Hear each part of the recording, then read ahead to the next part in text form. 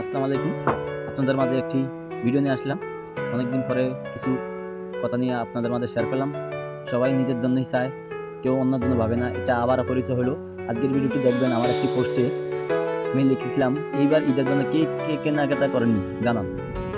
সবাই কিছু রিপ্লাই দিয়েছে, যেমন আমাদের মাহবুব হাসান, সে কিছু রিপ্লাই দিয়েছিল কিনে দিবা নাকি। পরবর্তীতে ইসলাম হোসেন মানিক, সে লিখেছেন শুনলেন কী করবেন ভাই। তারপরে আমার চন্দন মামা, সে লিখেছে মামুন শেখ আমি আছি, করে দিতে পারলে দাও। আলামিন হোসেন সাগর, তোর আর কাজ নাই, পোস্ট করে নাকি। এরপরে মমিন বিন আবিদ, আমি সোহাগ মিয়া, বড় ভাই আপনি কি কিনা দিবেন। ঐশিদান ইফটি বললেন আমি বাকি আছি, এবং শামীম হোসেনে বলছে আমি বাকি আছি।